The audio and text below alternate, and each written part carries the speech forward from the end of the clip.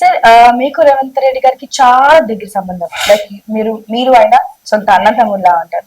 So 5 సంవత్సరాల నుంచి మీరు చాలా నమ్మకంగా ఒక డబ్బు కోసం కాదు, బికాస్ మీకు డబ్బు కొదవ లేదని నేను అంటాను. బికాస్ మీరు చేసిన సేవలు మేము చూసాం కాబట్టి దగ్గరుండి.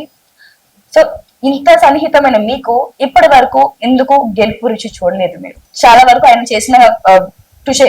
సో ఆయనతో పాటు మిమ్మల్ని కూడా తీసుకురావాలి కదా బయటకి అని నేను అంటాను. ఏమున్నది అంటే నాంపల్లి ఇంకా హైదరాబాద్ స్టోరీ టోటల్ డిఫరెంట్. ఇక్కడ బోకసోట్లు ఉన్నాయి. ఈ బోకసోట్లు మీద మా పోరాటం ఉన్నది. నేను రాజకీయంలో వచ్చిన దీని గురించి.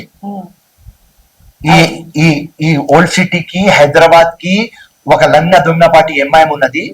వాళ్ళకు వాళ్ళ జగ చూపియాలి. ప్రజలకు అన్యాయం అవుతుంది. ఓల్డ్ సిటీ బ్లాక్ లిస్టెడ్ తయారైంది. ఇక్కడ ఉట్టి గుండారాజ్, బోకసోట్లు, గవర్నమెంట్ బైస్లరీ మేనేజ్ చేసుకోవాలి, పోలీస్ కి మేనేజ్ చేసుకోవాలి. ఇట్లాంటి దొంగ లంగ పనులు అవుతున్నాయి. నేను వచ్చి ఒక విప్లవం, ఒక ఫ్రీడమ్ ఫైట్ చేయాలి. ఆ ఫ్రీడమ్ ఫైట్ అప్పుడు ప్రాణం, ఇల్లు, ఆస్తి అన్ని పోగొట్టుకున్నారు. అండ్ చాలా మస్త్ మంది ఉన్నారు. వాళ్ళ పేరు కూడా పబ్లిక్ కి తెలియదు.